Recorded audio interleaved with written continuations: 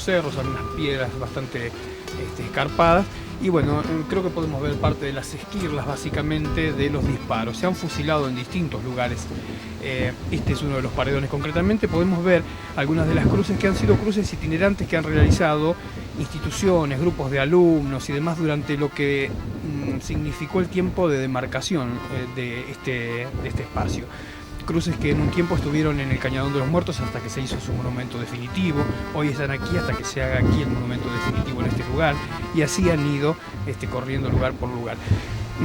Uno de los más importantes aquí fallecidos es Martense, dueño de un boliche que se encuentra entre Estancia Granaderos y San Rafael. Se lo hace asesinar en este lugar un hombre de 70 años que es mal golpeado y luego terminan asesinándolo porque era complicado devolverlo a la sociedad en el estado en el que lo habían dejado, y con su cadáver concretamente se realiza la primera denuncia que la hace el subsecretario de Cultura de aquel entonces junto con Osvaldo Bayer en la comisaría, en la dependencia de Puerto Deseado, como primer cadáver relacionado con este crimen. Bueno, los cadáveres en este sitio en particular están un poco más abajo, porque es un lugar rocoso donde no se pueden enterrar cuerpos, y había dos metodologías básicas. Como los soldados estaban cansados de tanto fusilar, es posible que a ellos no les hacían cavar las tumbas, pero sí previamente a los mismos huelguistas, a los obreros. Si terminaban, si el tiempo daba, si no daba, simplemente se los amontonaba, y en el terreno hemos visto dispersos en muchos casos latas de combustible, unas latas cuadradas de combustible que entre el año 20 y la década del 30 estos lugares servía para traer el combustible envasado, y se los quemaba, se los amontonaba y se los quemaba junto con el matorral, que tiene en particular una resina que arde bastante bien. Aún así no han podido borrar las huellas del tiempo porque hay cadáveres, algunas partes de los cuerpos aún han quedado a veces sobre tierra. Y en este departamento mismo, Magallanes, dos hechos se dan que creo que son dos negaciones que marcan que no todos pensaban del mismo modo. Uno es Estancia La María de Martinovich, ese era el apellido fundador de esa estancia, muy cerquita a Tres Cerros, a la entrada de este circuito por la zona norte, quien le dice al capitán Anaya que si él mata a un solo hombre en su campo, él se iría de la estancia para no volver nunca más. Es así que retiran a quienes van a asesinar y se los llevan a otro lugar. Y el segundo episodio, que creo que es muy importante, y que Puerto San Julián, que es una ciudad que tiene que ver mucho también con el turismo, con el mito de la Patagonia,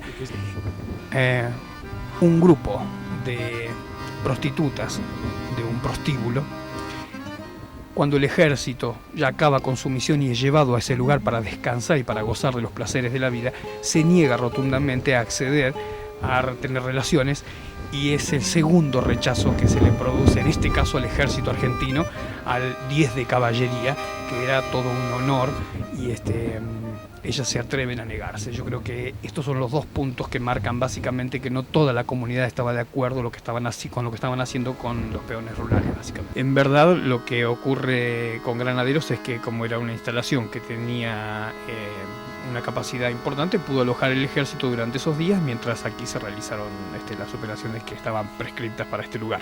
Granaderos, básicamente, esta gente que la puebla, de apellido Tirachini, y un socio Luperti, en el año 16 puebla una estancia un poquito más cercano, cuando el Estado Nacional, a través de la gobernación del territorio, daba lotes fiscales.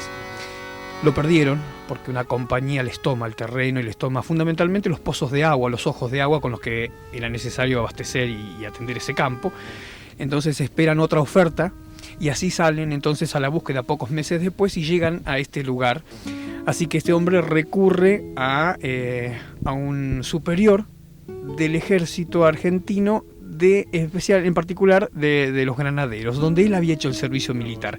Y es este hombre quien atiende su pedido en Buenos Aires, diciendo que, haciendo un reclamo ante Tierras de Nación, diciendo que a un soldado argentino no podía quitársele una tierra, y entonces rápidamente consigue los títulos de propiedad y demás, y en honor a esto lo llama entonces Estancia Los Granaderos.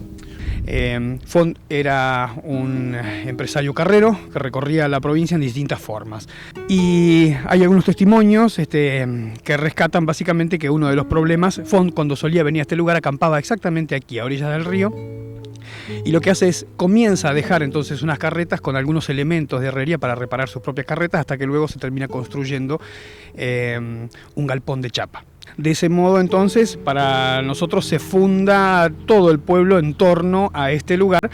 Y bueno, con una característica me parece que creo que hoy se vuelve a manifestar. Gregores en ese entonces, o Cañadón León en ese entonces, era un lugar de paso.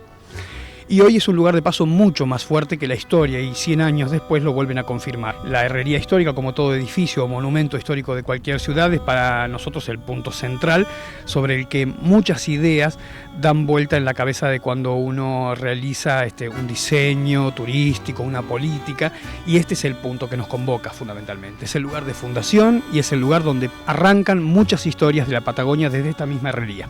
¿Y cómo fueron los últimos minutos de vida, el último día en la vida de José Font?